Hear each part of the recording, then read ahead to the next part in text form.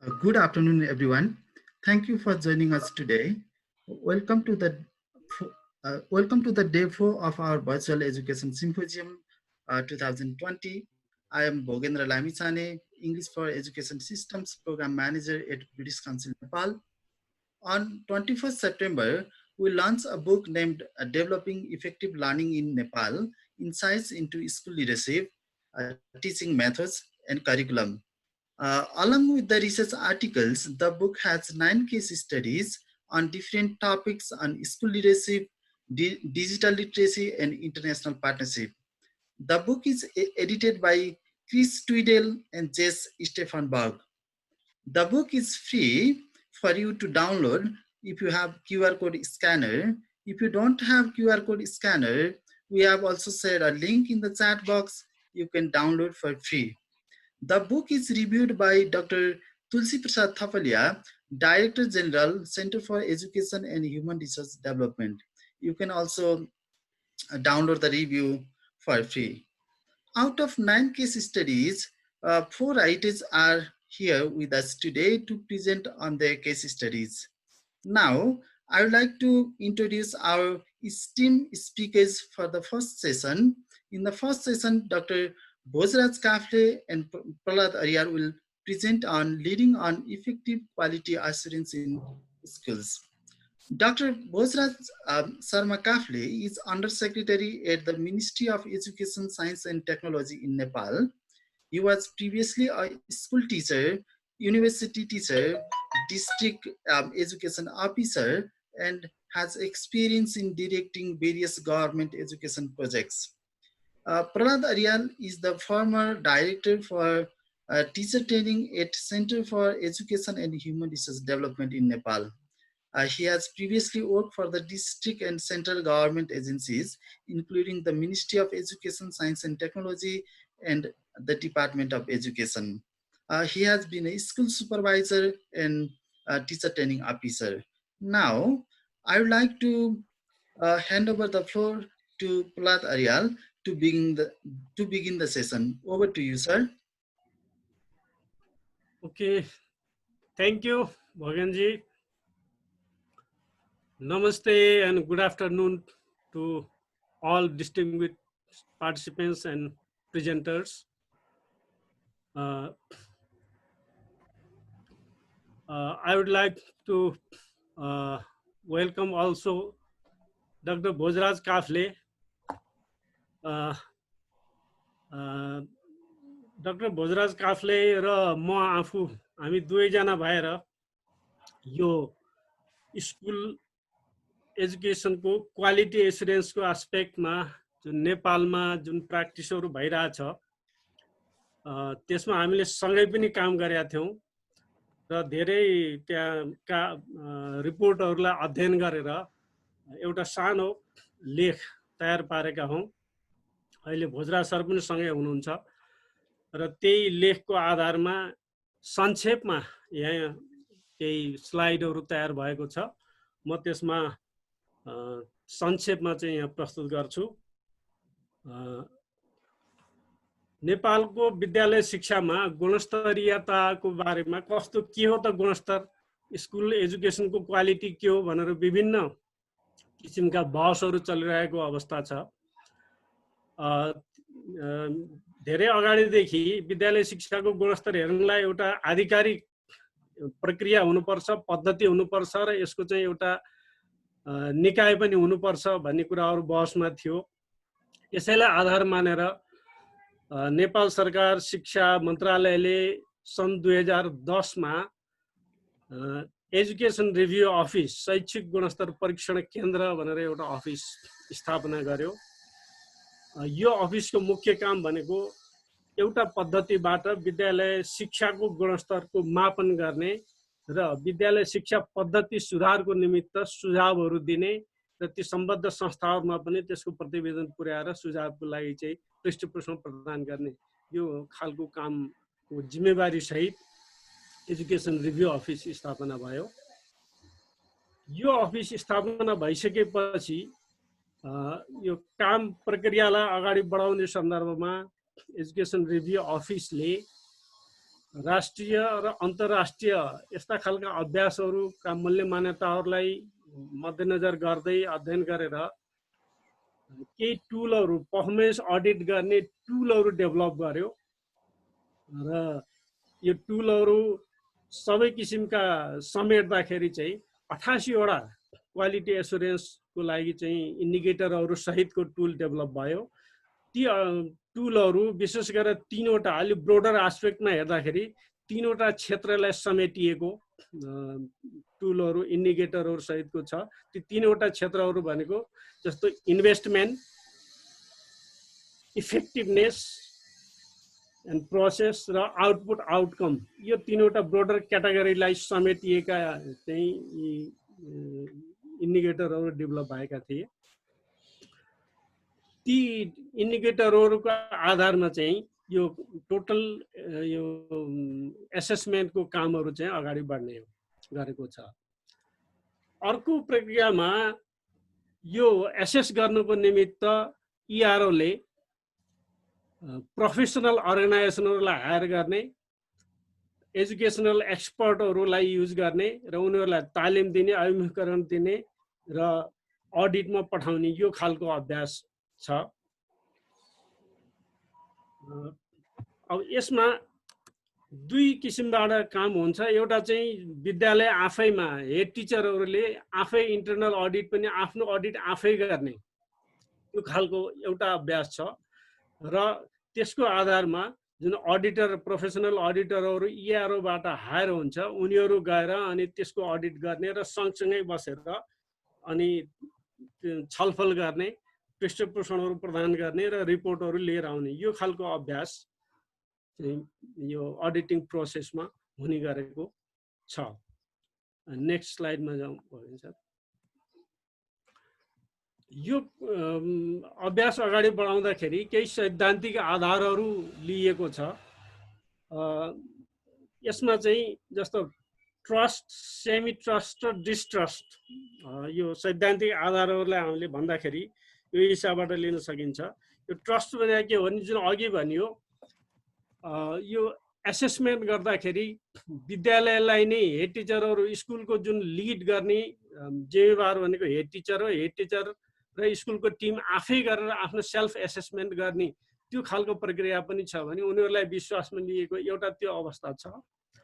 र अर्को semi trust, यहाँबाट जुन एक्सपर्टहरू अडिटरहरू जान्छ उनीहरू स्कुलसँगै बसेर स्कुलले आफै सेल्फ एसेस गरेको इन्फर्मेसनहरू र आफूहरूले लिएर गएको टुललाई लिएर बसेर चाहिँ अनि त्यसलाई भेरिफाई गर्ने, छलफल गर्ने यो खालको अर्को एसेसमेन्टको प्रक्रिया छ। त्यसलाई चाहिँ सेमी ट्रस्ट भनिएको छ। र डिस्ट्रस्ट अर्को के हो भने यो सबै प्रक्रिया गरिसकेपछि जुन रिपोर्ट आउँछ नि त्यसमा करेक्सन गर्ने, त्यसको इम्प्लिमेन्टेसन गर्ने सन्दर्भमा सोझै विद्यालयमा नभएर यो सिस्टमिक इम्प्रुभमेन्टको लागि भनेर जस्तो शिक्षा मन्त्रालय छ, सेन्ट्रल लेभल एजेन्सीहरू छ, उनीहरू मार्फत मात्रै यसको इम्प्लिमेन्टेसनमा जाने भएको हुँदाखेरि जुन सोझै विद्यालयलाई जाने खालको मेकानिजम त्यति छैन। त्यसले गर्दा त्यहाँनिर चाहिँ डिस्ट्रस्टको भन्ने यो 3 किसिमका सिद्धान्तहरूलाई आधार मानेर यो गइरहेको देखिन्छ। यो एसेसमेन्टको प्रक्रिया गर्दाखेरि यसको मेथडको कुरो गर्दाखेरि अडिटरहरू विद्यालयमा गइसकेपछि विद्यालयका सरकारवालाहरू सबैलाई सँगै राखेर जस्तै त्यसमा विद्यालयको हेड टिचर, अरू टिचरहरू, त्यहाँको एसएमसी, पिटिए लगायतका त्यहाँ सरकार राख्ने स्थानीय समुदायमा जो छन् तिनीहरूलाई सँगै राखेर अनि त्यहाँ एसेस गर्दाखेरि त्यो टुलहरूको आधारमा जे खालको सिनारियो देखिन्छ त्यो सेयर गर्ने र उनीहरूको भ्यूहरूलाई पनि उनीहरूको ओपिनियनलाई पनि समेटेर लिएर आएर रिपोर्ट दिने यो खालको मेथड चाहिँ एसेसमेन्टको सन्दर्भमा अपनाइएको देखिन्छ। अर्को स्लाइडमा जाउँ। Next slide please. यो हामीले हेर्दाखेरि सन् 2010 देखि 18 सम्म चाहिँ इआरओले 27-28 वटा रिपोर्टहरू निकालिसकेको देखिन्छ। ती रिपोर्टहरू केलाएर हेर्दाखेरि कस्तो खालको सिनारियो देखियो भने सामुदायिक विद्यालय र संस्थाहरू कम्युनिटी स्कुल र चाहिँ प्राइभेट स्कुललाई सँगै राखेर हेर्दाखेरि कम्युनिटी स्कुलको तुलनामा प्राइभेट स्कुलहरूको पर्फर्मेन्स लेभल अलि हाई देखिन्छ। यहाँ टेबलमा त्यो स्कोर देखाइएको छ, जस्तो average score, minimum, maximum. Maximum 80 सम्म लिएर आएको देखिन्छ भने मिनिमम जस्तो कम्युनिटी स्कुलले चाहिँ 33, प्राइभेट स्कुलको चाहिँ 50 छ भने म्याक्सिमम दुवैको 80 यो खालको चाहिँ आएको देखिन्छ स्कोर। यो एसेसमेन्टको स्कोर देख्दाखेरि यो हिसाबबाट तुलनात्मक हिसाबले कम्युनिटी स्कुल भन्दा प्राइभेट स्कुलको पर्फर्मेन्स राम्रो हो कि, यद्यपि त्यो भित्रका कुराहरू धेरै कुराहरू त्यहाँभित्र छन्, त्यहाँ रिपोर्टहरूमा धेरै किसिमको विविधता छ, तर जेनरलाइज गरेर हेर्दाखेरि यो खालको सिनारियो देखिन्छ। Next slide please. त्यस्तै अर्को के देखियो भने यो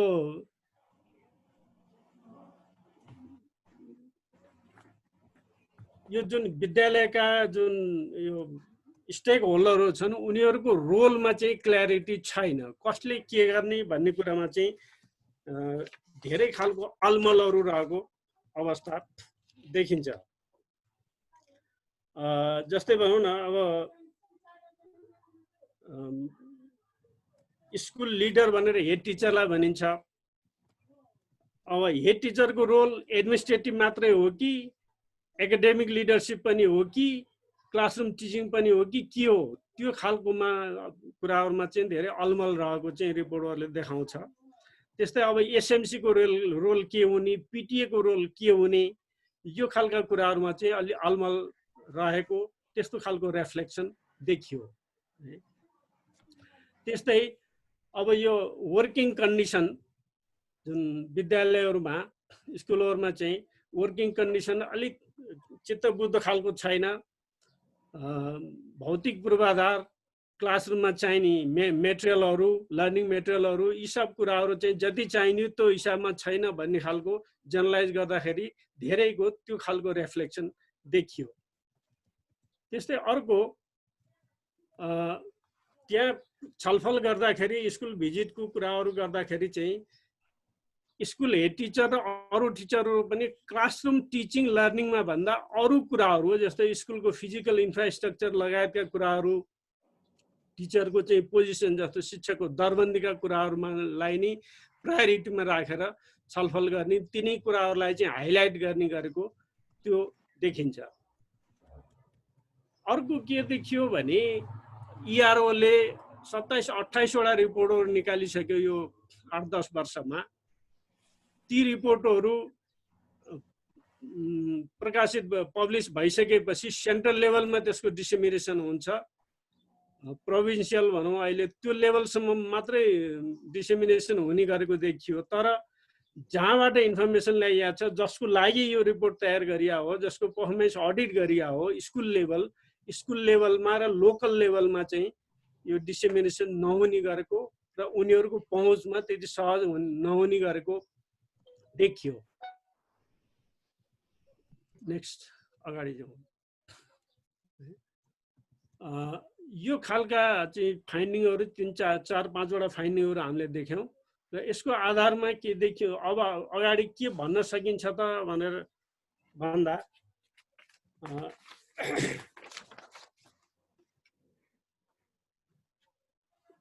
यो जसको लागि भनेर यो रिपोर्ट आएको हो उनीहरू कहाँ नै यो पुगेन भनेदेखि उनीहरूले त्यसलाई रियलाइज गर्ने र आफ्नो चाहिँ वर्किङ प्रोसिड्युर अनि पर्फर्मेन्स लेभलमा चाहिँ इम्प्रुभ गर्ने कुरा चाहिँ पछाडि पर्दो रहेछ। त्यसो भएर यो रिपोर्टलाई डिसेमिनेसन गर्ने र फेस टु फेस स्कुल लेभलका जुन स्टेक होल्डरहरूसँग उनीहरूसँगै गएर यसलाई चाहिँ सेयरिङ गर्ने, उनीहरूलाई फिडब्याक दिने, यो खालको चाहिँ प्रोसेस चाहिँ अगाडि बढाउनु पर्छ भन्ने खालको चाहिँ एउटा कन्क्लुजन त्यो ड्र गर्न सकियो है। त्यस्तै अब अहिले संहिता कार्यान्वयनको उसमा विद्यालय शिक्षाको म्यानेजमेन्टको रेस्पोन्सिबिलिटी लोकल लेभलमा भनेर गइसकेपछि लोकल लेभललाई यो बारेमा चाहिँ अवेर गराउने र उनीहरूलाई अगाडि सार्ने हुनुपर्छ। त्यहाँनिर पनि अलिकति ग्याप देखिएको हुँदाखेरि लोकल लेभललाई मोर रेस्पोन्सिबली बनाउनुपर्छ, लोकल लेभल गभर्मेन्टलाई भन्ने खालको अर्को एउटा चाहिँ निष्कर्ष यो देखियो। त्यस्तै प्यारेन्ट्सहरूको सबभन्दा चासोको विषय हो विद्यालयको गतिविधि कस्तो छ, कुन विद्यालयले कस्तो पर्फर्म गरिरहेछ भनेर हेर्ने। अनि उनीहरू कहाँ चाहिँ यो इन्फर्मेसन पुगेको छैन, चासो उनीहरूको बढी छ तर अवस्था कस्तो हो भनेर उनीहरूले थाहा नपाएको अवस्था, र थाहा पाए पनि आफू कसरी जाने भन्ने कुरामा उनीहरू अनभिज्ञ जस्तो रहेको अवस्था छ भने अनि त्यहाँनिर यो इन्फर्मेसन पुर्याउनु पर्ने र उनीहरूलाई अगाडि सार्नुपर्ने अवस्था त्यो देखिया छ है। सामान्यतया हामीले यो अध्ययन गर्दाखेरि देखिएका र यो देखिएको आधारमा हामीले चाहिँ केही निष्कर्षहरू निकालेका कुराहरू यति नै छन् र यिनै कुराहरूको आधारमा मैले आफ्नो प्रस्तुति चाहिँ यही सघाउँछु। अरू केही जिज्ञासाहरू भएदेखि भोजराज सर पनि सँगै हुनुहुन्छ, हामी त्यसमा चाहिँ अरू अगाडि छलफल गर्छौँ। धन्यवाद। Thank you so much, Prahlad sir. Now let's start the question answer session. I have a couple of questions collected from our Facebook users prior to the event. Let me read out the first question. It is from Sagun. From your research, you found that ERO has developed more than 20 or 30 reports. Did you explore whether these reports are effectively used for the development of schools and other policies?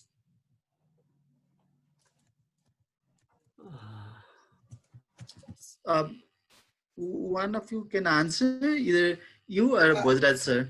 I think how much question you have, let's read that. I will try to note here and then I will try to answer one by one.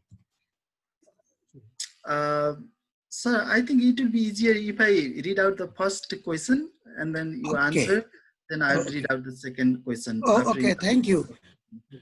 What I understood from your first question is about the ERO has completed number of the studies and the result of the study has been public available or not, or disseminated or not. Am I right? So how they have been used effectively for the development of schools?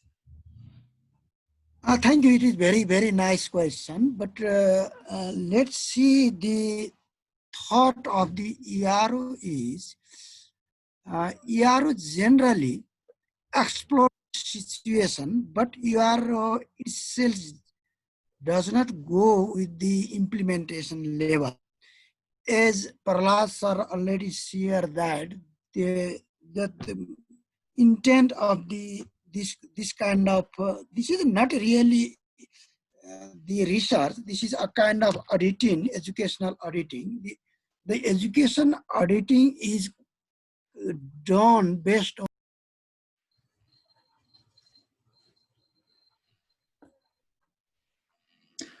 sir, your voice is breaking. Mute भयो जस्तो छ। Bhojraj sir को mute भयो। Okay. Prahlad sir, could you please carry forward? अब यो रिपोर्टहरु चाहिँ अब अघि पनि मैले प्रस्तुतिमा सामान्य भने जस्तो यसले सिधै यो कुनै रिसर्च नभएर अडिट गर्ने, त्यसको रिपोर्ट भनेको यो सिस्टमिक इम्प्रुभमेन्टको लागि चाहिँ दिने हो। अब यसले कसैलाई चाहिँ ल यहाँनिर यो कार्यान्वयन गर्नै पर्छ भनेर बाध्यात्मक बनाउने चाहिँ त्यो खालको म्यान्डेट ERO लाई भएको देखिँदैन। उनले भएको सिनारियो देखाइदिने हो, रिपोर्टरले के देखाउँछ अनि त्यसलाई सेन्ट्रल लेभलमा डिसेमिनेट गरेर जुन हाम्रो मन्त्रालय छ, CLAहरू छ, त्यहाँ त्यो लेभलमा चाहिँ यसलाई डिसेमिनेट गरेर दिन्छ र यसको आधारमा सिस्टमले कहाँनिर कुन कुरामा चाहिँ सुधार गरेर जाने भन्ने कुरो यो मन्त्रालय सिस्टमको आफ्नो कुरो भएको हुँदाखेरि ERO ले इन्फोर्स नै गर्ने यही कुराहरू रिपोर्टमा हाइलाइट गरेको देखिन्छ। तर यो कुरा लागू नै गर्नुपर्छ भन्ने कुरो इआरओको म्यान्डेट भयो जस्तो लाग्दैन। Thank you, sir. धन्यवाद। I have next question. It is from Sarda. How much of the finding of the report are implemented? Who are primarily responsible for implementation? And what is the MoEST planning to implement them? Sorry, is the question clear, sir? Are you hearing me? Yes, sir. Now better, sir. Okay, thank you very much. This question is, I think, Prahlad sir already responded. It is connecting to the first question. The implementation, there is 3 type of implementation modality. Number 1, when the auditor audited the school, during the audit period, the school itself audit their function, their activities. At that time, they themselves understood and they believe that where is the weaknesses and where is the strong point. At that time, they themselves implement the finding. Number 1, this is we have already shared that this is based on the philosophy of trust. They themselves trust on their finding and they implement. Another thing is that the ERO has already published this report and make available publicly. When the report is available publicly, then the stakeholder of the result will question to the concerned institution, for example, schools and something like that. Then they create a kind of pressure with the school. Then it is implementing. And the third thing is that while reviewing the report of the ERO, the government, the Ministry of Education and Science Technology try to incorporate the result in their policy level documents. This is the way of implementing, but we can agree on that much what we are expecting, it has not been implementing. I think so. This is my personal view. Thank you very much. Thank you, sir. Our next question from Nandan Srestha. He asks, it seems larger investment of the government is on infrastructures and investment on human resources. It's comparatively very low. Mainly the teachers have every role to play and there is no distinct human resource for technical and administrative area. Can we improve school in this way? So maybe Bhojraj sir, you can answer this question. Yeah. Thank you very much. This is very good question. This is generally, yes, you are right. Generally, what happened in the developed countries, about 31.2% to 5% is allocating budget for the capacity development. Yes, you are right. In our context, we are investing for the infrastructure more. I think the basic thing is infrastructure. While we are completing the infrastructure, then we have to invest for the teachers' capacity development and human resource development, something like that.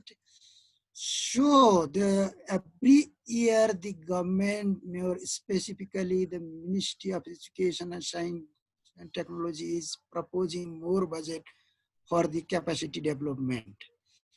You know, the general standard of the education budget and the UNESCO and UNICEF have already mentioned that about 1/5, that means 20% of the budget, national budget, need to be invested in education.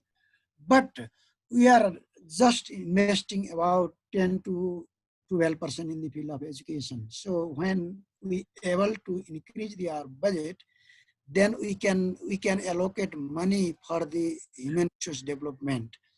Okay, you are right, but your concern is in line with the Ministry of Education. I think so. Thank you very much. Thank you, sir. Now I'll take the last question. It is from Surya Prasad. What are the parameters to monitor the performances of private and public schools? Okay, thank you. Very good question. But it is parameter means yes, we have already. Our Prahlad sir has presented. There is 88 indicators are there. I think they are a kind of parameters, but some of the indicators for private school are different. And the ERO has developed two type of tools to measure the school situation and performance. So based on that, the ERO is doing such kind of performance audit. And So, would you like to add some more, Prahlad sir, or it is okay? In broader sense, the parameters are similar to private and public schools, but there are some specific parameters. If it is for the private schools, there are very few separate indicators used for the private schools, but in broader sense, most of the parameters are similar for both of the schools. I think, yeah. And if you would like to know the some areas of the, there is I think whatever I remember 7 area of measuring. One is leadership, another is infrastructure, another is sufficiency of teacher, and another one is response of the teacher and school stakeholders and teacher satisfaction, something like that. They are the kind of measuring tools. Thank you. Over to you. Thank you, Bhojraj sir. Thank you, Prahlad sir, and then thank you, participants, for your question. Now we have come to the end of the first presentation. Thank you for your insightful presentation. It was really informative. It has been an enlightening. Now, I would like to introduce our esteemed speaker for the second presentation. In the second presentation, Gopal Prasad Basyal will present on the role of head teachers for the professional development of teachers. Gopal Prasad Basyal is an instructor at the Education Training Center in Palpa, Nepal. He previously taught English in secondary schools for 10 years and also taught a bachelor and then master's level students for 15 years. He has authored several English language training and other education books. Now, I would like to hand over the floor to Gopal Prasad Basyal to begin the session. Over to you, Gopal sir. Okay, thank you, Bhojraj sir, for very beautiful information about me. And I'd also like to thank British Council to give me this opportunity to become the part of this virtual education symposium 2020. And my talk is depended upon the study, that case study I had the opportunity to contribute in the recent publication of British Council entitled The Role of Head Teacher for the Professional Development of Teachers. So I'd like to begin my presentation. So, yeah, British Council Nepal has done lots of education and other activities, and recently these major publications, research-based publications, the opportunity to contribute on these 3 major publications in recent years. And I'm very much grateful to the British Council Nepal and the respondents and also the editors who did a lot of efforts to make this piece of text publishable. And when we talk about the context of head teachers' role in Nepal, I find they have academic and administrative leadership role.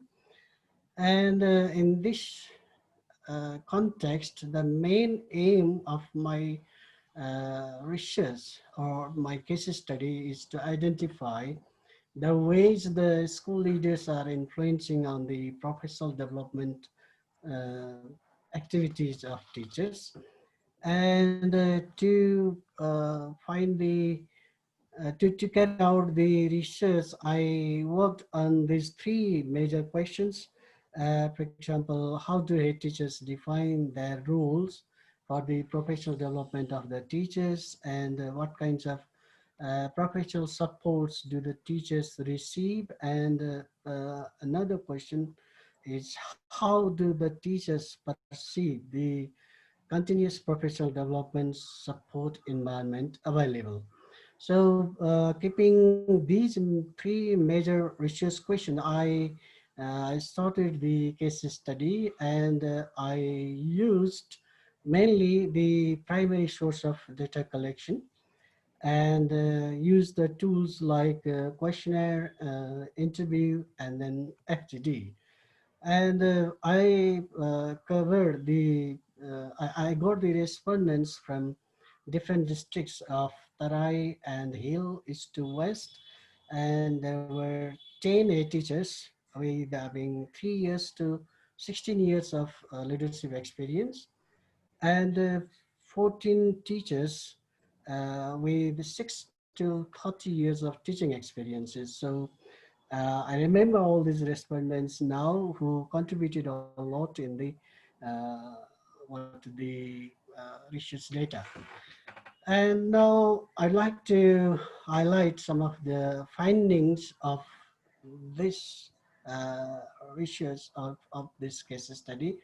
So first I tried how did the head teachers learn their roles, because very often it is reported that if the head teacher has a good knowledge of his own role, then he can play the role accordingly. So that I asked this kind of question to different head teachers, and one of the head teachers from Palpa says that he got the idea of his role during his academic qualification, as well as the professional training and his working experiences. So he learned EPM in master's level and even at bachelor's level, that education administration he studied.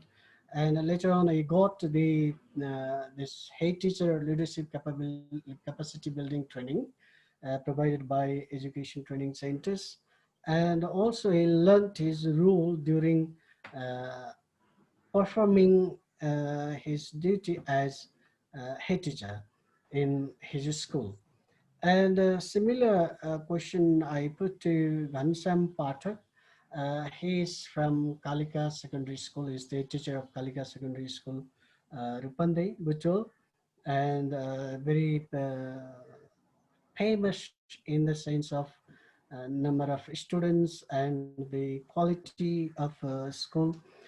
So he says that he believes that this leadership depends on the personal experience, and then learning, right? That what he learned during his performance, and this kind of self-study and that taught him to perform better as leader. And also he believes that on the principle that providing equal opportunity to all his staff and trying to reach their professional capacity, sort of belief, a kind of belief that he gathered during his student life as leading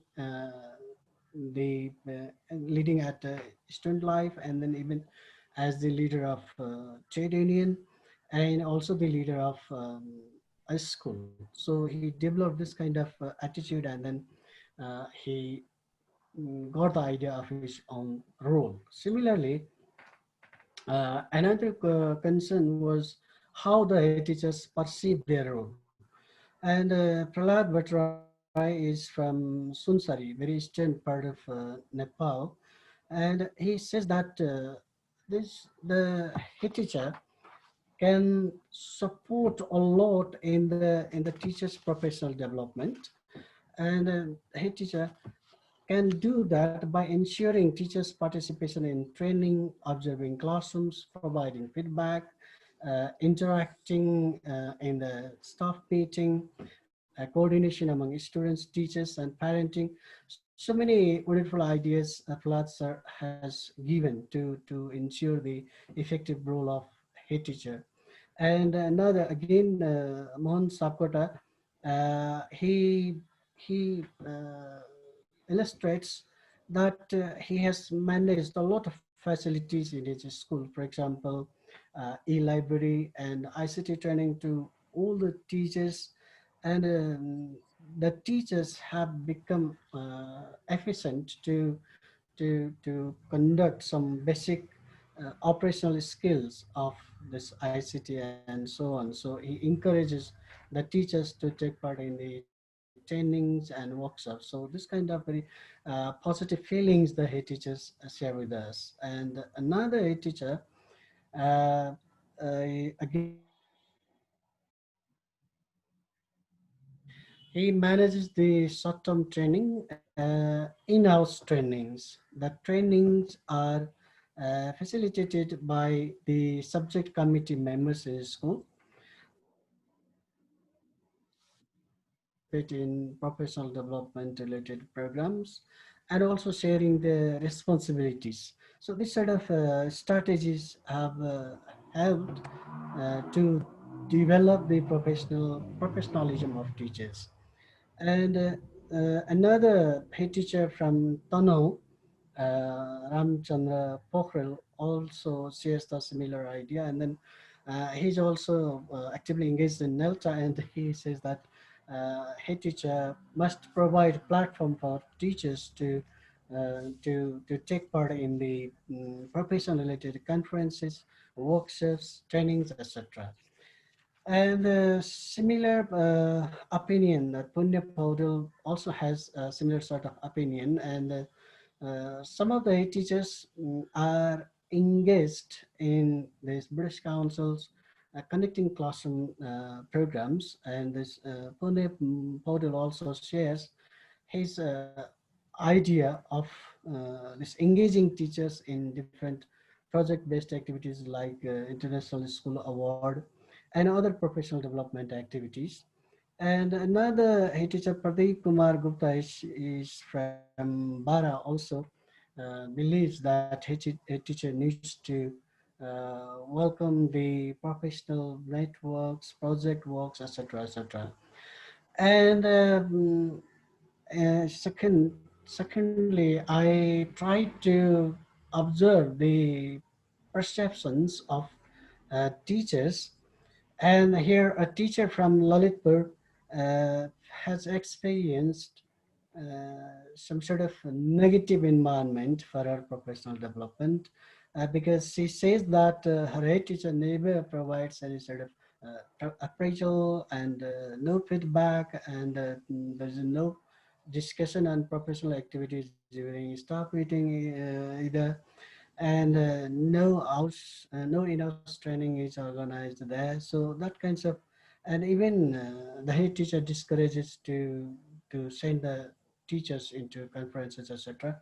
And another teacher from Cabre also shares same sort of negative environment, since the head teacher, since he's always busy at his school responsibilities, and the head teacher does not inform the teachers to take part in that sort of professional development activities. And another teacher from Bake also has a similar experience, that she also has some negative environment for professional growth, because she says that she's always discouraged to suggest any sort of professional development activities, and because and also that her head teacher doesn't want to manage her class in her absence. So this sort of negative in the sense that they are not much encouraged by the head teachers to take part in different professional development activities.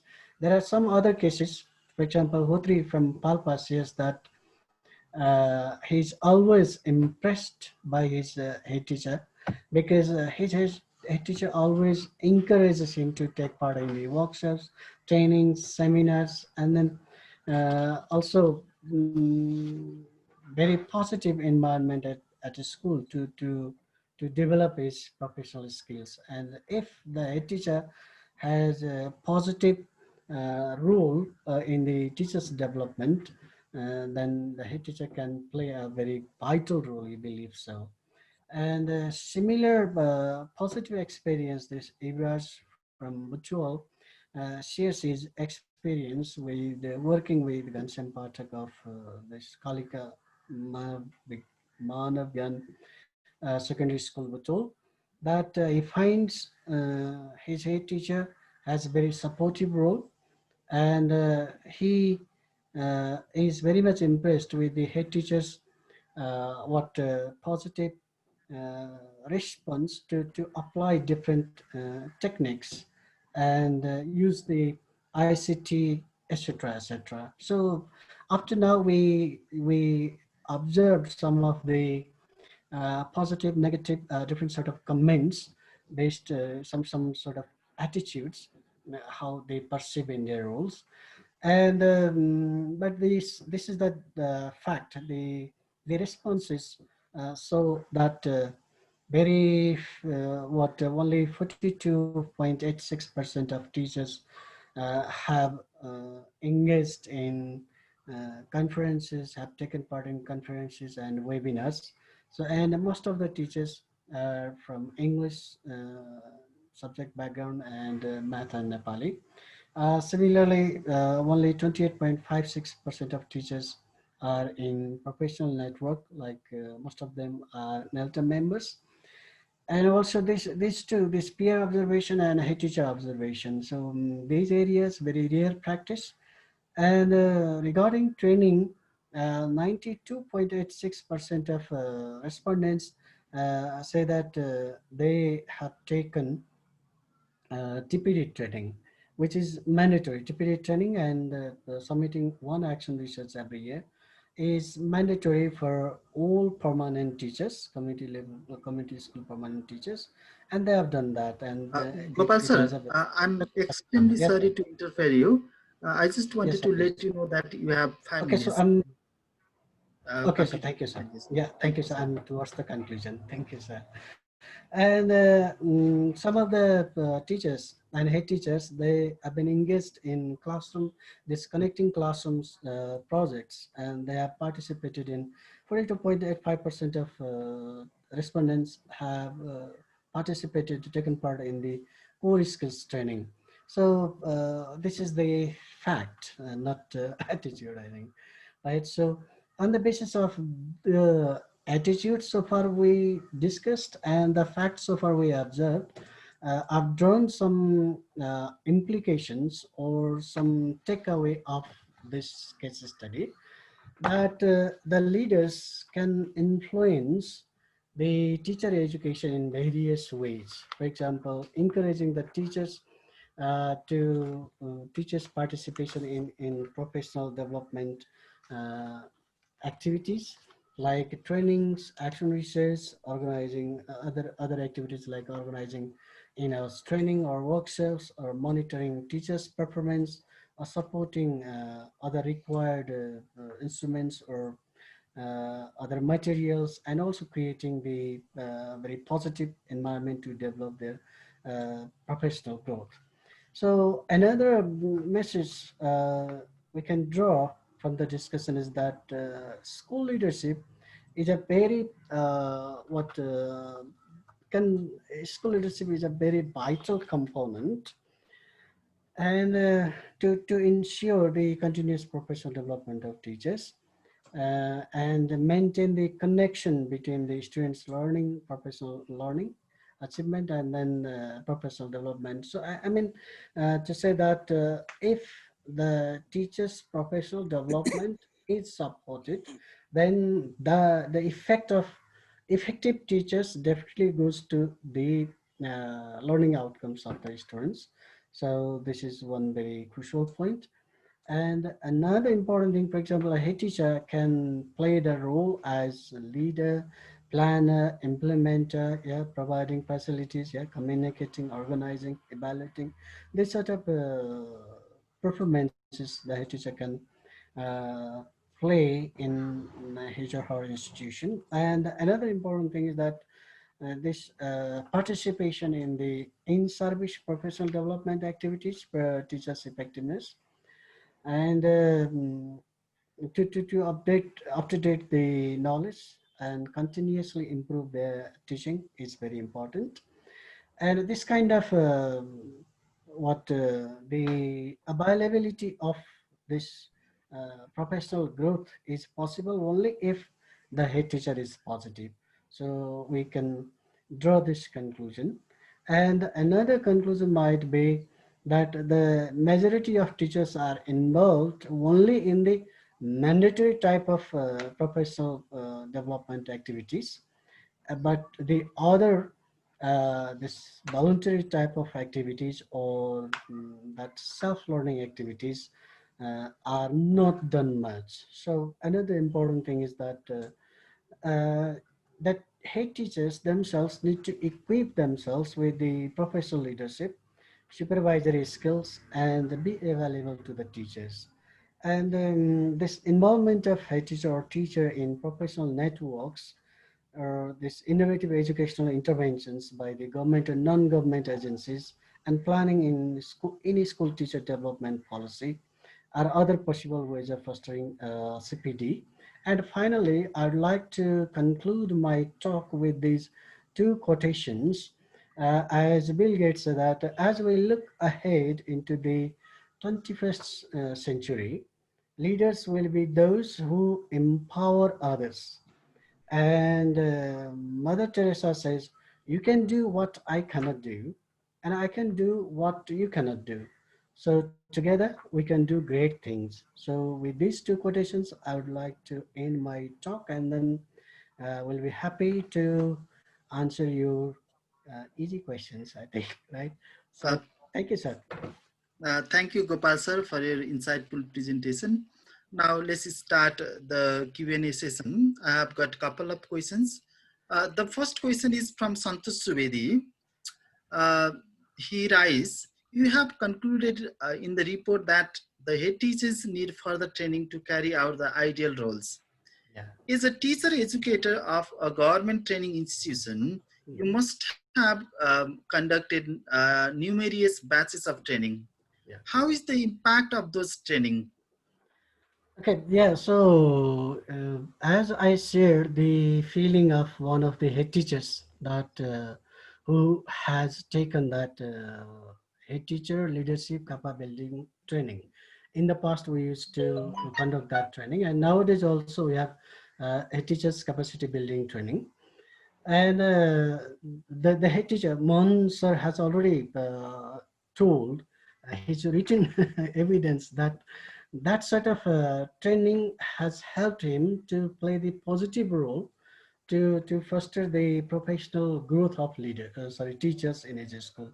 So yeah, definitely there are some visible changes after that training, because head teachers are assigned to develop that school development plan, and in that training we have some face-to-face training with some discussions on different aspects, different roles of head teachers, and also we assign them some project works. And by these two modes of training, I think they have some opportunity to explore the reality and then discuss on the possible solutions, so that yeah, some of the changes have been visible.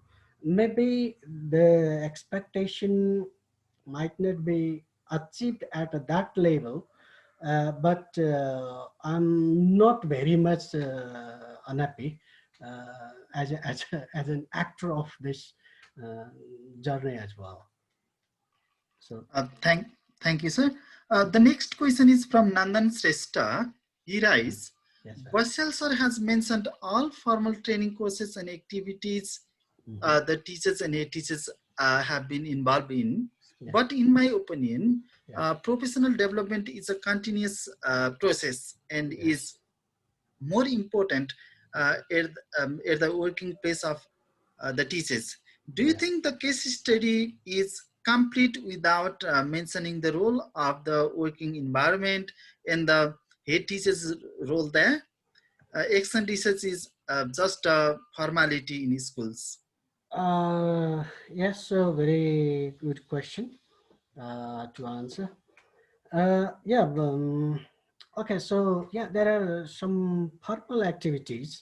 Definitely, for example, this leadership capacity building training, even action research, very formal. You see, the teachers get one mark every year, right, for their promotional purpose as well. That teachers service commission in their this performance appraisal form, it has been included. In that sense, there are some formal. I think everything is formal, but some are legally, mandatorily assigned, and some activities, as I mentioned in my report, as well as I discussed, that we can see those mandatory activities are in a way performed, right? The quality, the impact is not the area of my current study anyway. But however, some efforts have been done to meet the requirement, to meet the mandatory requirement, but some other voluntary efforts, right, and some self-learning sort of activities have been not done yet. That's why, yeah, this professional development activities have not been what transferred as the culture as a professional of either a teacher or teacher, right? It must be somewhere. I studied that Nelson Mandela says that culture means that we usually do some in our own daily life. So that sort of culture has not been developed. For example, action research, just one action research for that Kasamu Kari Sampadan Mullankan Forum is submitted to the head teacher, but that action research is a kind of continuous research process, action research process during teaching, right? So it's not that every year one action research is enough. So every classroom teaching there can be action research. So in that way, this government or this sort of this institution, for example, etc., can just introduce some of the ideas, and these are some sample ideas which are to be evaluated and then applied according to the situation, the local situation or school situation. And yeah, I'd like to point finger to the teachers sometimes, right? Because it depends on the training teachers. Sometimes I find they have been doing a lot, and sometimes they are missing a lot. So this happens. This is happening. Yeah, thank you. Mm. Thank you, Gopal sir. Now, the last question for your session. Yes, sir. It is from Humadur Thapa. Yeah. He writes, I have been recruited as a permanent teacher, but not got any training yet. In such scenario, who are responsible to enhance my teaching efficiency or proficiency? Only myself, my head teacher, or other concerned agencies Yes. also have to be responsible? In Okay. very brief, sir. Okay, so very relevant question. So yeah, in the past we the government of Nepal conducted that 10 months training, and then a report is there that 98.02% of teachers are trained, whether 10 months training, having 10 months training, or this education faculty qualification. And nowadays in this SSDP, there is a 1 month training provision for all permanent teachers. And yeah, in the government system, some limited quotas are there, and then this budgetary, and then different problems might be there. But my suggestion is that nowadays, I don't know where are you from, which provinces. Some provinces have already started these online TPD trainings, And in province number 5, where I'm working, we are asking for applications, that online application for taking TPD training. And maybe in some, after a week, I think we start the training. So this is the right time. So where are you from? I would suggest that you consult your local education officer or unit chief or any education training center somewhere, or any nearby training center, or go to different Facebook, etc., etc. This is the right time that we have started. And yeah, so sometimes what happens, you see that there is a kind of communication gap. So in the training groups, there usually we have 25 teachers in one group. But actually, sometimes what happens, there are only 18, 20, 22 teachers in the training group. But somewhere in the distance, someone has not got any information. So that sort of miscommunication takes place sometimes. I'm sorry for that. And yeah, I would like to suggest you to consult the local education officer of your municipality or rural municipality. They must have some information now. Yeah, thank you, sir.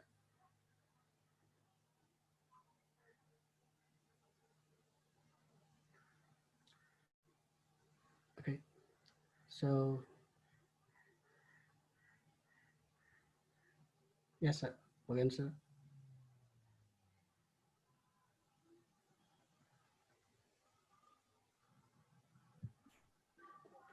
Bhogendra, are you there?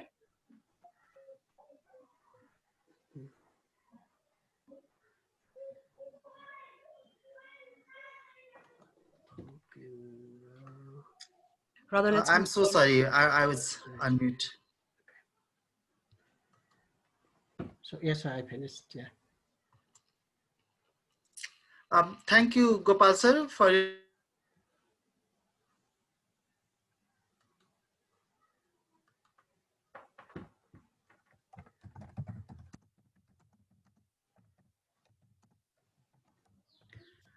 Bhogendra, we can't hear you.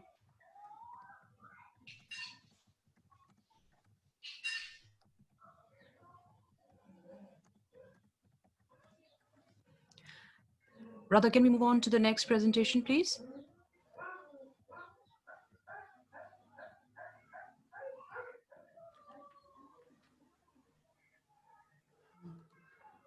Our next presenter is Dr. Laxman Gnawali. Radha, can you put up his presentation, please? Hi, Okay, I I think I'll share. I'll share my own presentation. Yes, Yes, yes, please, okay. yes, please proceed. Thank you.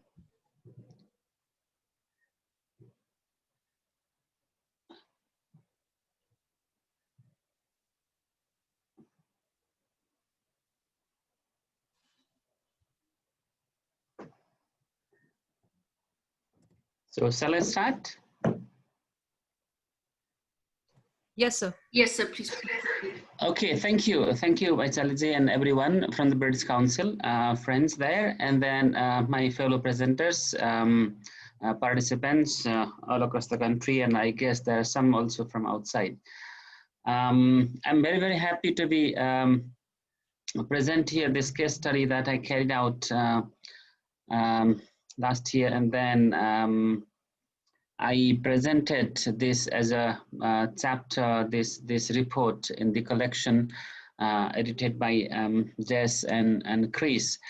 Today I'll be talking for about 20 minutes first, and then I'll be trying to answer your questions there. I mean, the coincidence is that the kind of case study I carried out last year, and I mean towards the end of last year, and some in the beginning of this year, and the situation we are at now, there is a different scenario regarding the digital literacy. So let's see how it goes. So my title is Embedding Digital Literacy in the Classroom. And this digital literacy is of the teachers, who are the major stakeholder in the classroom pedagogy. Let me begin by first setting a scene, highlighting what does ICT have to do in classroom learning. Anderson wrote in 2010 saying that a true 21st century schooling embeds ICT in the classroom. So if the classroom is not, the schools are not embedding ICT in the classroom, perhaps there cannot be a true 21st century schools there. And also there was an opinion that ICT allows teaching and learning to be more accessible to students, learners in different geographical regions, and also to be more creative for teachers to teach and learners to learn. And it also, when we embed the ICT in the classroom, then learners also develop their digital skills there. And in the same year, Kozma wrote, ICT can enhance student achievement and help the learners to compete in the global world. So here, the idea that was shared almost a decade ago was that ICT, this digital literacy, this actually gives some power to the learners to learn first and to improve their achievement and also to compete in the global world. So that was my scenario. And in Nepal, some policies were made. For example, SSDP 2016-23 states this: ICT facilitates ICT facilities and opportunities will increasingly be made available to enable learners to engage with the rapidly changing technological world. So that's what the SSDP promised. Increasingly, the participants will be getting, learners will be getting ICT facilities and opportunities to use them. NCD document, now the NCD is part of CEHRD, so it had a vision. Teachers will develop digital competency and use it for effective teaching and learning. So that was the vision that NCD had. That was there in 2016, and also it was reflected earlier. And in 2013, the government ministry's government document said the government's commitment to making ICT a mandatory subject, in school education. So these were the policy statements that existed then. And at the universities, there was ICT. ICT was taught and used, but it was found out that it was not translating into digitally competent teachers who would go back to their schools or go to the new schools where they are appointed and use ICT in a practical way or in meaningful way. This was found by a study by Dakal and Pant in 2016, and that policies were not making a significant difference. Policy only doesn't work. So that was the scenario that I found as I started and looking into this undertaking. Then there came an initiative that was through the university and Kathmandu University jointly worked in developing a program, and they launched a new teacher education program in 2015. It was a program where explicitly ICT was included, ICT training was included, as a course and as a embedded way of pedagogy. And here, I would like to share the impact of the course in bringing the digital literacy into these schools, which is found noticeable. And in this, I limit the data from the case of Kathmandu University's graduates, their initiatives and the outcomes they saw in their classrooms. Although the programs were launched on either side, but my data are limited to KU's graduates and their classroom practices. And my questions, research questions,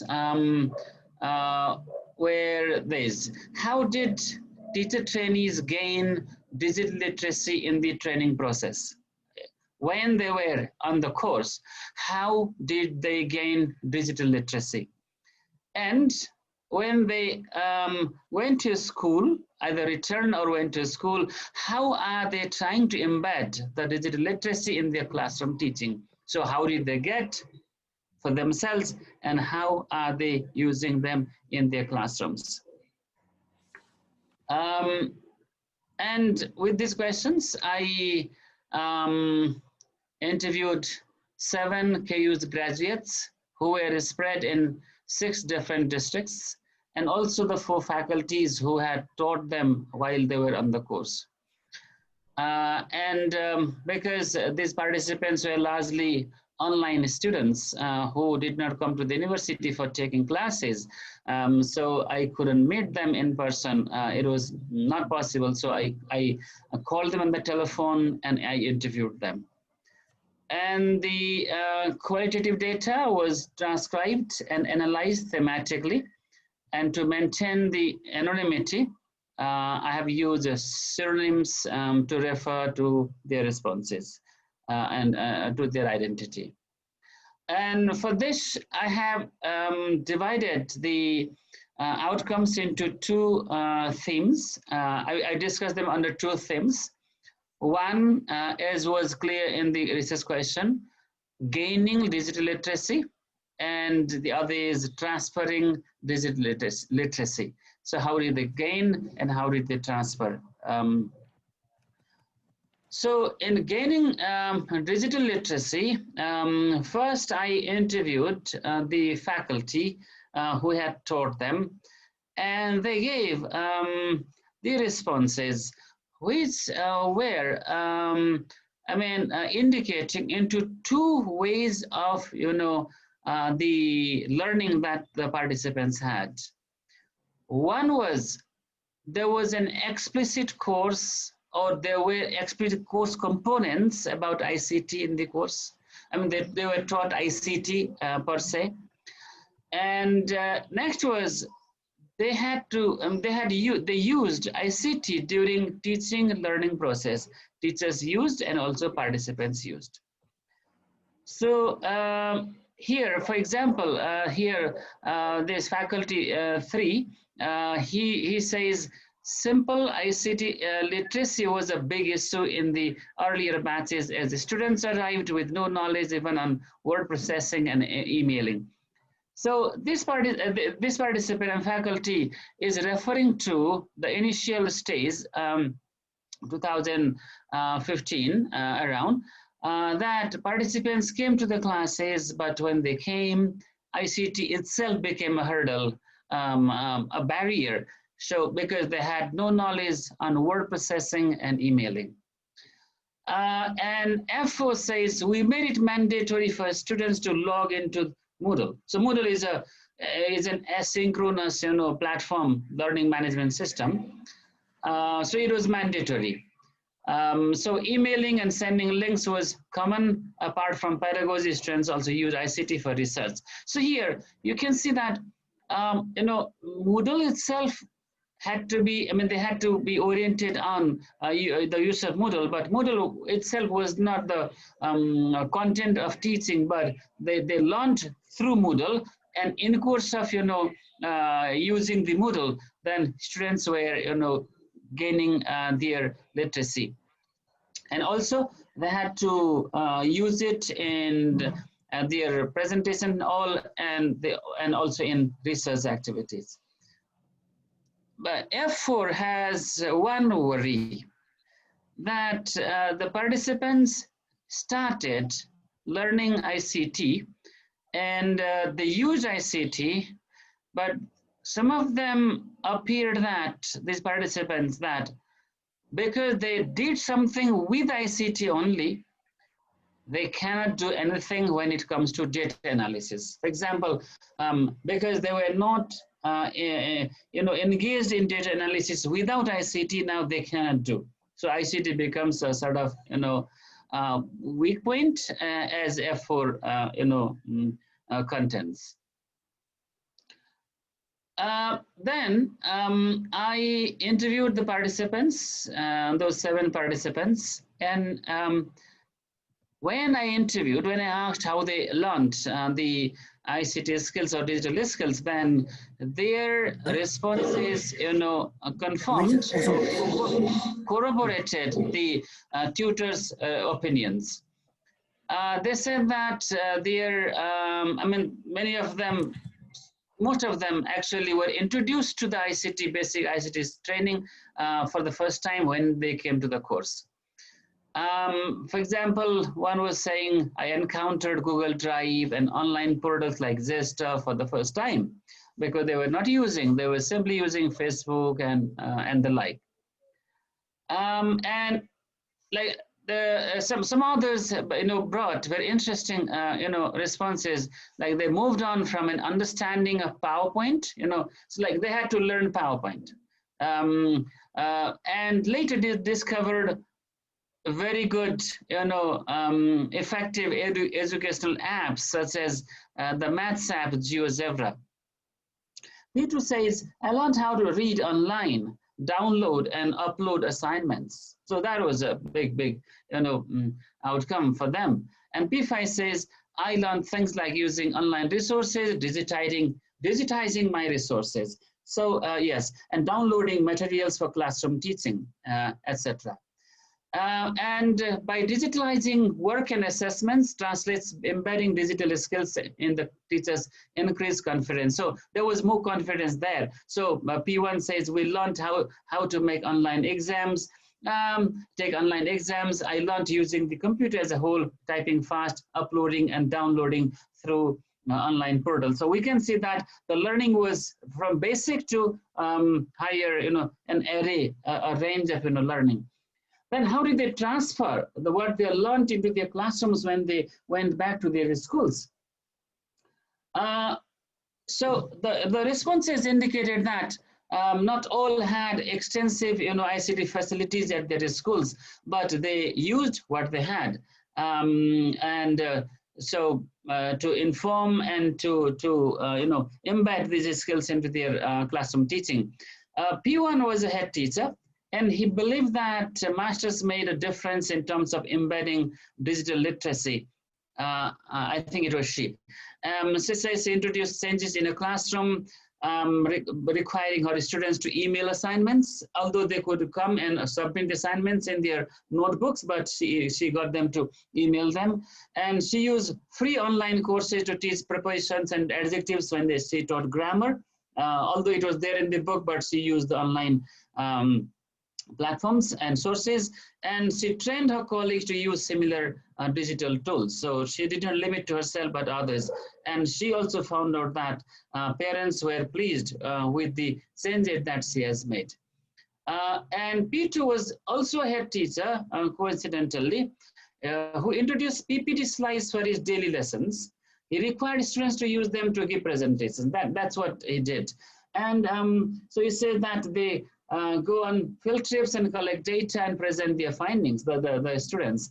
And as I'm the head, they might be morally obliged to to follow what I do. Here, they are teachers because he's the head teacher and he uses them, he requires them, and teachers are now obliged to follow the head teacher. So maybe this was something that was not explicitly said, but the head teacher believes so.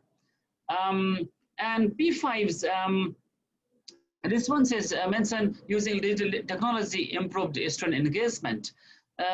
She says, whenever I use PPT, students see something new going on inside the classroom. Because most teachers used, their own mouth to talk, and then show, paper-based materials. But she says PPT made a difference. This makes it easier for me to hold their attention, and this in turn makes it easier for me to teach more. So she can teach more content, that's what she says. P3 began browsing websites for interactive games, because there were games, and then she would download or access games, and then help students learn them through the game activities. Games were educational games or subject-related games, and she plans to use interactive websites more next year.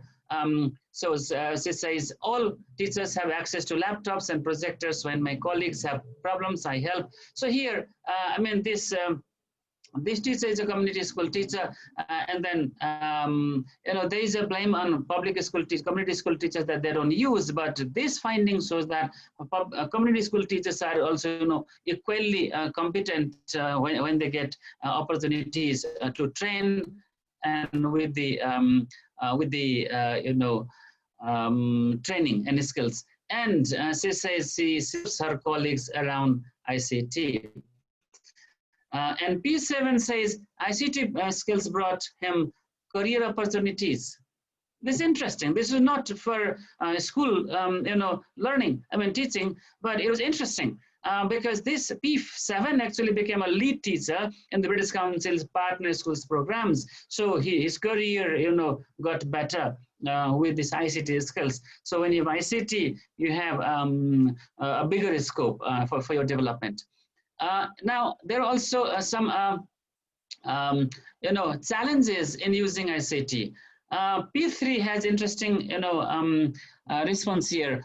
An engaged school doesn't mean an engaged community. For example, in a school, we teach them research and they give presentations. That's what happens at the school.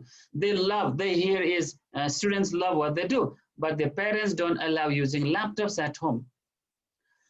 So this is something interesting and shocking, actually. And another challenge is access to a projector. There is access to the projector. But financial constraints at a school prevented that particular school from having an internet connection. So it was only offline, use of ICT.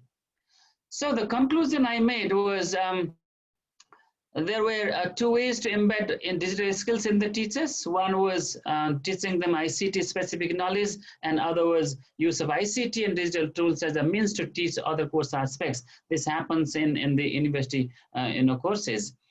And so the study shows that more than the first one, the second one, this embedding, increases their teachers' digital technology skills and insight into how they can use them in their own context. So when they use here in their learning process, then they use it in their teaching process. So this is what I could conclude. And ICT provides more efficient means of preparing lessons. So you can see that the teachers were, finding their lessons more interactive and more participating, and also, they could teach more content there. So it makes teachers more efficient. And improved classroom management, improved career options, and student motivation. So, teachers can even have better career and more attention of the students in the classroom and better student motivation. Colleagues also benefit. If one teacher learns, then other colleagues also benefit from their colleagues' knowledge and skills. So, Laxman sir, I'm so sorry to interrupt you. Okay. I'd like to let you know that you only have 2 minutes, sir. I'm so sorry. Okay, fine. Yes, I think I plan to finish in 2 minutes. Thank you. And then ICT in teacher education develops a positive attitude in teachers towards that area. Means, these participants were positive. They were not complaining about this. Only facilities they were complaining about other things. No, teachers keen to develop students' skills and interest in ICT. So digital literacy training for teachers is a crucial way to ensure digital literacy embedded into the classroom. When we train teachers with digital literacy, then they embed it in the classroom. That's the conclusion I make. And before I conclude, I have 2 implications here. One is teacher training courses should use multiple digital platforms and educational tools, and then get faculty and students use them in their teaching learning process. But money is another matter. So the government should or would need to find sufficient funding to both enroll trained teachers in the university courses and cover their lessons to bring future teachers to who can offer the courses in this kind of program. So that is another implication that I have. Now, these are my references that I draw some insights from. And this is all I have to say. Thank you so much. Thank you so much, sir, for the informative session, insightful session. Now, I've got a couple of questions from the participants. Okay. The first question is from Basyal. He asks, how did you ensure equality and inclusion among your students? Does it mean that only those students who had easy access to technology could benefit from your courses? Okay, I think that was one of the limitations, perhaps, but we had some support for these students. I mean, as I said earlier, the participants that I interviewed were our online students. They were in their own workplaces. So they were working teachers actually. So that way, the equity was fine because the waiver came to us. And we had some financial support for teachers to, take this program and this course. But if you are hinting at implicitly that some students who can come and join our program, perhaps that is one of the indications that I have made at the end. Thank you, sir. Thank you. The next question is from Sisir and Deependra. They ask, is there any Basyal ICT training program that Kathmandu University runs? How can we get ICT training for private school head teachers? I think we have ample opportunities. I mean, the kind of online program of masters I did case study on, it still runs, and then we have more, increasing number of students doing master's course from home. You don't have to come here. And now for this non-formal, occasional, activities we always doing, and now due to the Corona thing, then we are doing it more than before. So you can contact us in our local telephone number or email, or you can check our details in our website.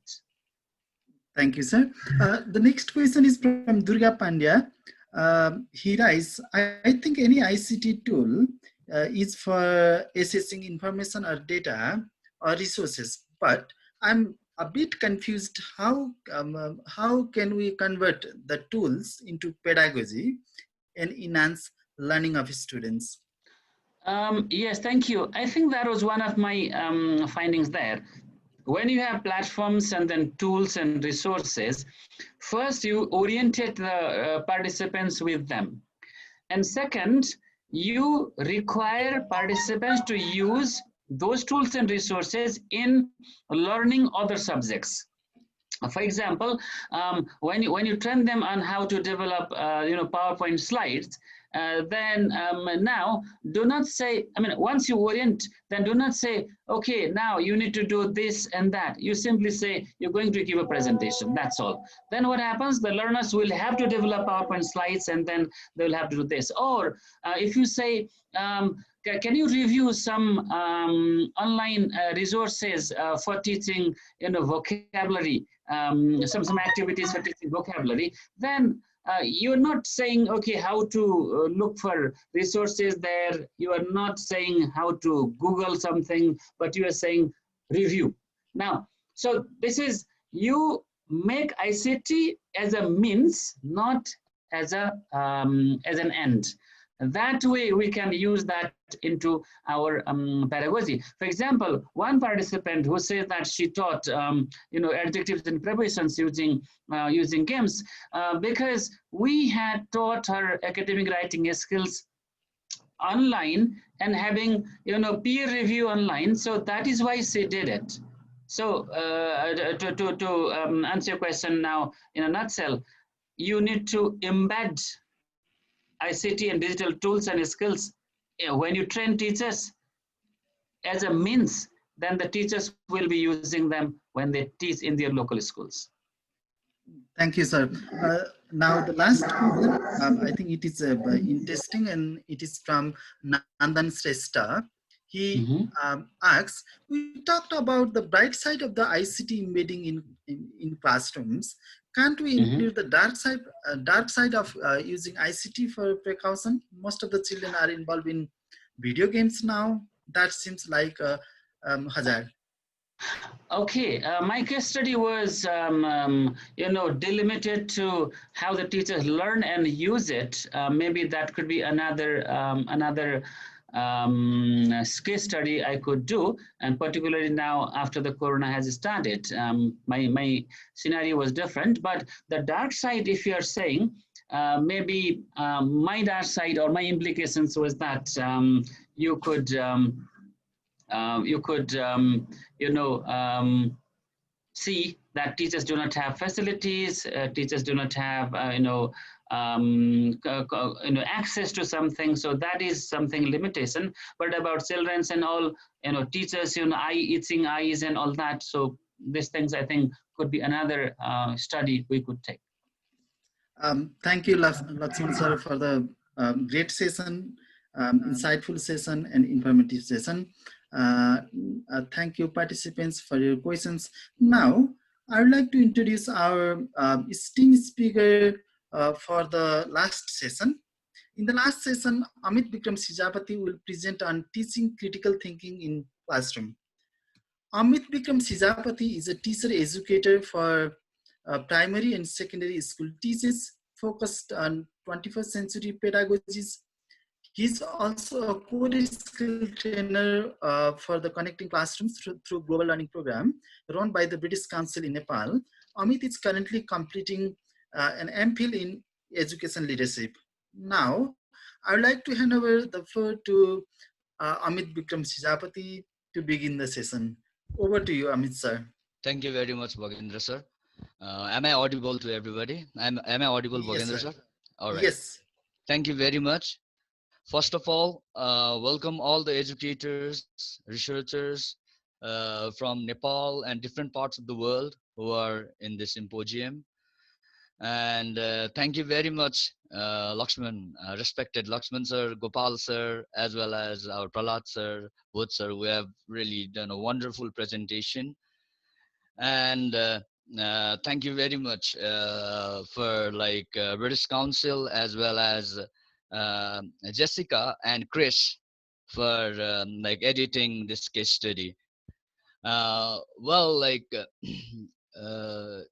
my case study topic is critical thinking and problem solving in classroom teaching.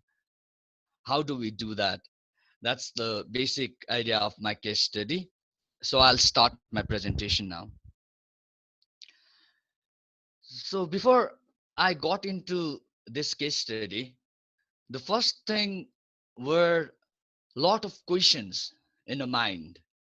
What is the idea and how is this thinking strategies going on school in classroom teaching? As I've been a teacher, as well as I've been a teacher educator, and I worked with different schools as a leader also. So this was a question, and I got into this area of education by this J Krishnamurti, who have taught me this idea about questioning. Everything must be questioned, then the mind becomes extraordinarily sensitive, alive, and intelligent. And that's why I chose to do case study in this area. So a lot of questions arising in mind about the idea, critical thinking, and problem solving in classroom teaching. So the questions, I would just like to post my questions here. Uh, there are a lot of ideas about assigning project-based learning to the students. Is it assigning project-based learning or classroom-based project to the student? Is it critical thinking and problem solving?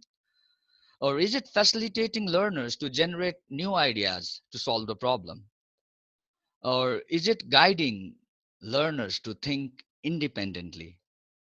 Or is it giving them the pieces and ask them to solve the riddles? Or is it supporting them as a teacher, supporting the learners to find out the root of the issue?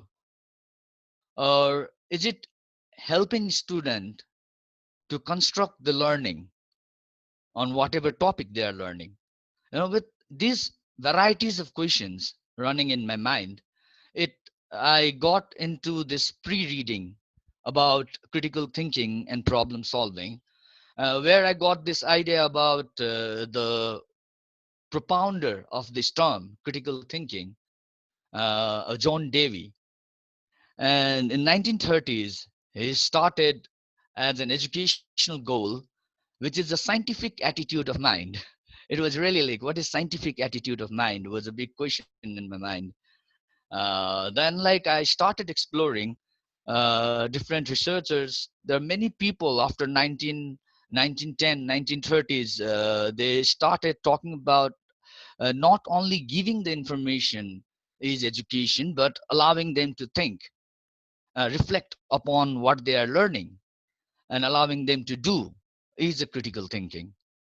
And so that the evolution of the idea about critical thinking and problem solving occurred in different way. Many researchers, organizations have come up with idea. I could only put few of them. Among them, I have this idea about critical thinking and problem solving as a thinking critically to design and manage project, solve problems, and to make effective decisions using the digital tools and resources. From Fulan and Langworthy, these researchers, these educators have come up with the core skills, not only the critical thinking, but like communication, collaboration, creativity, imagination. I mean, diverse range of thinking to build up the process in education in 21st century learning. And then there was UNESCO, where the broader definition, the context, the idea was about it's not only learning for getting the grades, but like entrepreneurship, being resourceful, developing the creativity, a lot of resources and researches done by UNESCO on that. And precisely the British Council, who has given this definition about like self-directed thinking, like having a lot of innovative ideas to solve the problem, not only going a one-way traffic, but thinking from the diverse way, like divergently, laterally, different ideas to think, allowing the student to think from different dimension to make the effective decision, but logically, scientifically. These are the basic ideas about critical thinking. But like, what's happening in the context of Nepal? What's happening in the context of schools? Uh, so I wanted to inquire that, and I chose the schools who were working with this constructivist pedagogies. Because I've seen other schools, most of the schools are just like exam based. They want a result rather than developing this thinking classroom. There are schools who are doing that, doing activities to develop this thinking classroom. But among them, I chose two schools. And to choose these two schools, I went through this activities of British Council, one of the activities, which is International School Award, where schools are assigned with project-based learning. And they have to allow the student to think critically, and those schools who meet the criteria, those schools will get that International School Award. And I chose two schools who have got International School Award, like explicitly with this meeting the criteria in higher level. So chose these two schools. With the foundations of the inquiry, I had to find the teachers, because my case study was with the teachers, and I had to find the right teacher who are actually implying this critical thinking and problem solving in the classroom. So my foundations for my inquiry, I had this 24 teachers from two schools that is applying this constructivist pedagogies. And from pre-primary level to basic level. I did not go into the secondary level because most of them were highly exam oriented. So I gave a survey questionnaire to 24 teachers, 12 each, from pre-primary level to the basic level, with the major three questions to the teachers. Basically, the first is, what is your understanding about critical thinking and problem solving in classroom teaching? I wanted to know how do they take this idea. It was a questionnaire, and I put this question in the questionnaire after some closed questions. And second was, if they know, I mean, what challenges are they facing to implement this practice in classroom teaching? And another was, if they see the challenges, what can be the possible solution? Do they think about any solution? That's what I wanted to know. With these three major foundations, I build up this case study with the context. So the context, for setting up the context, what we did was like, first I needed to select the schools implementing the constructivist pedagogies. As I told you, I found only private schools were doing it properly. Ironically, I should say. Uh, Maybe there were community schools, but I could not reach them. But mostly it's the private schools who had to prove the parents, perhaps, or who had to prove themselves as a good school, and that some schools, progressive schools, are doing it. So I chose two private schools.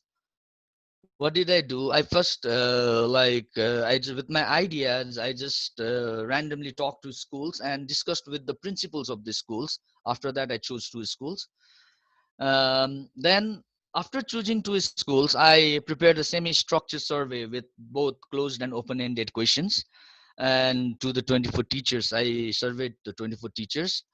And then select a teacher from each school. I selected one teacher after revising the questionnaire and after seeing it, after observing, after analyzing it. I chose two teachers who are actually implying.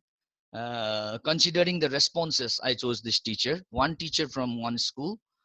Uh, Basically, this case study is about like deeper understanding about their classroom, the organization of the classroom management, and the way they teach.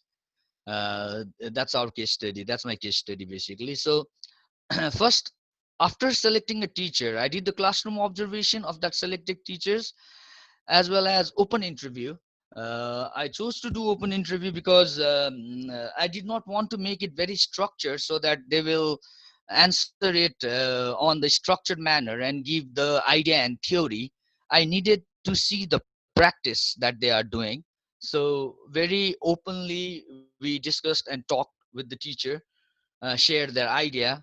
Took a long time to take interview. After selecting them from this questionnaire survey, it's some sort of a mixed method research, where it's a sequential mixed method research, where you first do a quantitative survey and then you go into the qualitative one.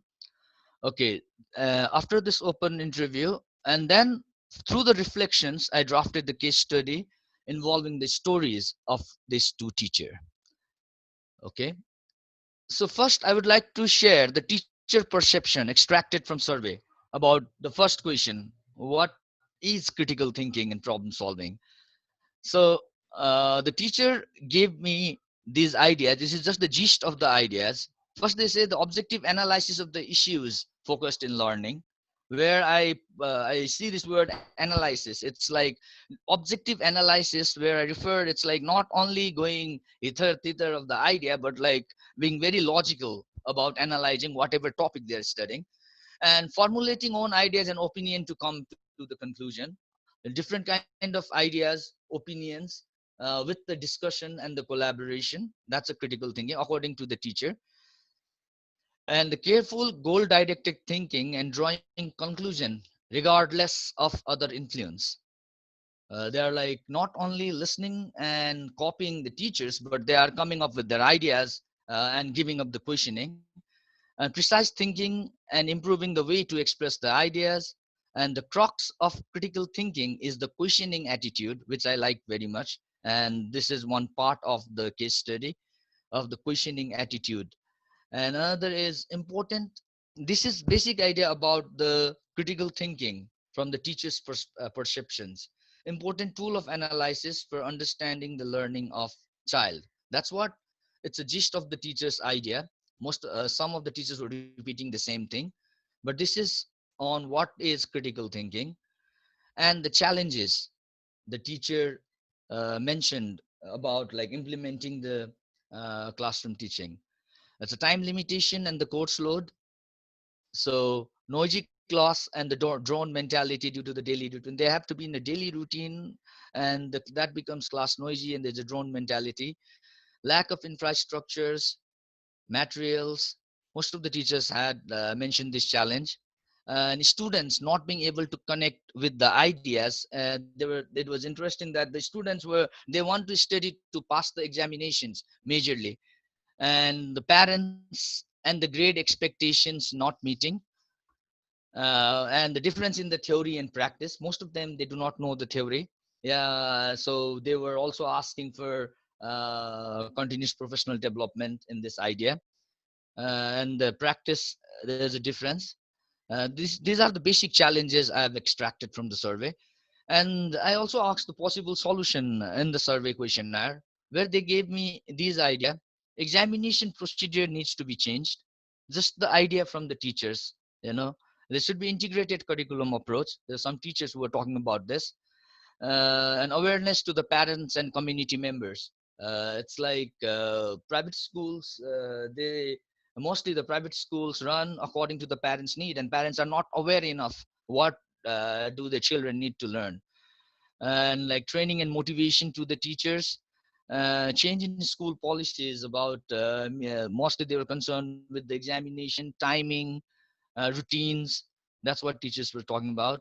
And time and opportunities for the teachers. Basically this is concerned with motivations. So this is from the survey. And now I'm talking about the teacher whose case I have developed. His name is Ashish Gimire. Amit sir, I'm so sorry to interfere you. I'd like to let you know that you have only 5 minutes 5 to minutes. complete your presentation. Yeah, Thank you, yes, sir. sure. Thank you very much, sir.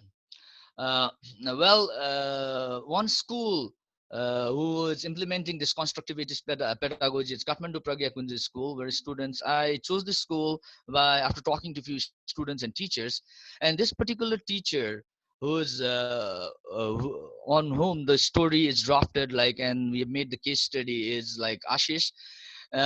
He went to study CA, but like after the end of the year, and he came to Nepal and traveled whole Nepal. He taught in different schools. Then he became a teacher over there. And he was found very passionate, and he has given his heart and soul in teaching since few years in teaching, and the students also loved him. After the open discussion and interviews with him, he says like questioning is a key to a critical thinking. There, to develop this questioning, what he does is he has these chocolates in the classroom. One who asks the question to him, he gives a chocolate. I mean, if the question is very effective, and that's how he reward the students, and like he make them discuss in a group and allow them to question. That was, I found, very interesting and big thing. And relating the idea with the personal context, I was watching his class where he was teaching about the heroes. He was not talking about the heroes who have done things like good things, like there are a lot of like Che Guevara and all, but he was talking about who is the hero in their family, and then themselves, how do they perceive hero, so he was like relating the idea with the personal context and assigning the project where thinking is required. So it thinks like teachers need to be passionate about teaching, then only like they can imply this critical thinking. And another school was like Phoenix School, Sanepa, and this teacher, Muna Shrestha, have been teaching there since 30 years. And she has been coordinator for pre-primary level. And like she has spent her life teaching the pre-primary students, and she had this thing to say: start teaching critical thinking from childhood. From childhood, you have to make them critical. And free drawing and free painting exercises, observations, that's where she was like focused on observing the child actions and reactions. That's very important. And she thinks it is very hard for teacher, allow the teacher to observe, ask the teacher to observe the student. Teacher are majorly busy in finishing the course rather than observing. So she says, do not jump into the conclusion and judge student from their activities, but observe them and being mindful about their background, not only blaming the students. And then we can like allow them to think in a different way. You know, when they are open, they can think. From childhood we have to develop this. So few ideas from my studies about the CTPS aspect. It's like rote learning and teacher-centered pedagogies are condemned, though condemned, but it still exists rampantly. All the stakeholders condemn that. In a training, it's told, but it's still condemned rampantly. And rigid and structured curriculum, and grade attainment is more significant compared to the progress in learning. And but one positive thing is like integrated curriculum for grade 1 and 3. It's positive sign of implementing CTPS, where there are a lot of like classroom based project with the thinking mechanism. So final conclusion recommendation from the case study is like three major factors to I've like dropped down into three major things. That is like great passion among teacher to their teaching, on their teaching. Without this, everything falls flat. If the teacher want to imply new thing, first they need to have a great passion. And second, the good questioning strategies at the start, during and end of the lesson. It's not only at the start, but during and end of the lesson. And the culture of the classroom explicitly made comfortable to ask question. Then only that we can enhance the critical thinking and problem solving in the classroom. Well, these are my references where I've taken the study. Finally, I would like to say that all these the reflections as well case studies and the research papers you can find if you scan this picture on phone. So you can just scan this and get the whole research papers as well as the case studies. With this, I would like to end. Thank you very much. Thank you, Amit sir. Now I've got a couple of questions for you. The first question is from Yasu Basyal. She writes, in my experience, if we start critical thinking from a higher level, it doesn't work. How can we start critical thinking from pre-primary level? Most of the teachers do not ask questions to their students; they solve the problem themselves. Yes. Thank you very much for asking this question. Yeah. Well, the pre-primary level, if we go through Dr. Maria Montessori pedagogies, way she implies, as well as there is this Waldorf Education Foundation, where they don't solve the issue of child, but they give ideas to solve the issues. Like they will, for instance, if you are like teaching them language, you know, there they are going through the phonetics. They are seeing the picture, and from the picture and they are going through the word. They are called the decoding box. I really like that idea. It's like coding and decoding. So uh, they think even in pre-primary level, Dr. Maria Montessori has done a good research in this. That's what I found out from my research. The thing is like you need to learn to decode the abstract idea with little bit of more thinking and involvement of the students, rather than just giving them idea A, B, C, D. They need to learn to decode apple. They need to learn to decode from the sound. Yeah, that's why I think it's more what do you call that, more work is required in pre-primary as well as a primary level than in the secondary level. And there it's like rather than giving them summative assessment, we need to focus on the formative assessment, as well as like giving them more time to think and solve their own issues. That's what I've learned, sir. Thank you very much for the question. Yes. Thank you, sir. Next question is from Ramesh Rimal. You talk about good questioning strategies. What do you mean by this? Would you agree that Socrates was a good way to encourage students to interact? Okay. Thank you very much for this question too. You know, good questioning strategies starts from not only asking question or on teachers asking question, allowing students to build up the question. And as we know, we start question from closed question to the open question. So strategies are like starting from simple to complex, but allowing the learner to think of a question first. There is this KWL chart.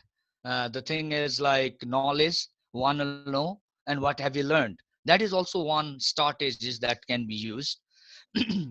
So first, in my opinion, all right, I am still learning, and I still want to learn about this. But in my opinion, it's like first allowing the learners to think about what are they learning, what do they want to learn, and after that, asking a simple closed questions, then going to the open questions where they will think particularly about it. That can be one way, one strategies. Yes, thank you very much. Um, thank you, sir. Now we have got two more questions. The first one is from Nandan Srestha. As we implement critical thinking, I don't think examination, as most parents and teachers are concerned, is a problem because the students are helped in the way they should be. Can we embed scaffolding in the approach? Where it's placed in your case study? Where is its place in your case study? Yes, thank you very much for this. Scaffolding approach is also one approach of like critical thinking and problem solving. We can like slowly, it's like stepwise developing the ideas. A lot of teachers who I worked did not had this theoretical idea. I tried to bring more of the practice of what they have mentioned about how they implement the strategies with their knowledge about the critical thinking and problem solving. So scaffolding may be the term the teachers who are working in private school do not have much idea about. But what they can do is what they said, I mentioned. But I agree with you. Yes, scaffolding is one way of developing this critical thinking in a classroom. But my case study is just about the ideas of the teachers. Yes. Thank you, sir. The last question is from Ramesh Paurel. He asks, how is it feasible to teach critical thinking under limited resources in remote village of Okaldunga, Taplejung, as your case study is from LIT schools? Yes, yeah, that's perhaps my idea. It's not only the elite school I have worked with. Those schools were not charging that high fee for implementing the constructivist pedagogy. That was the reason behind choosing that, because I wanted to see the middle class Kathmanduites who are like sending their children. Yeah, applying this in a remote based school. First, I would say all the teachers need training about how to imply the idea using the local resources. You don't need like new resources like let's say all the smart boards and all. There they can use critical thinking by using this like stones and the gardening ideas also. But what I want is what I want to tell is like when they go to school, if the teachers are only following the rigid structured curriculum and making the learner pass the examination according to the curriculum, giving them the abstract idea, there will be no way we can imply the critical thinking. So for them, they have to, as I mentioned in my conclusion, relating the idea with the real context, real scenario, and allowing them to think in the classroom, and allowing them to build up this, encourage them to, let's say, think, ask question to the teachers. Perhaps like that will give more, that will be helpful in the local rural context. Yeah, if like further like in research, I would also like to do research in the rural context if further if I go into that. Yes. Thank you very Thank, much. Yeah. Thank you, Amit sir, for the insightful session. Thank you all the presenters, participants, Now we have come to the end of the session. We hope today's session was fruitful for your professional development. Please download the book, Developing Effective Learning in Nepal, Insights into School Leadership, Teaching Methods and Curriculum. We have shared a link in the chat box. I hope the book will be helpful for your continuing professional development. Please download Teach app. It has a great deal of self-access resources for your continuing professional development. Have a nice weekend. See you tomorrow for the last session. Thank you very much.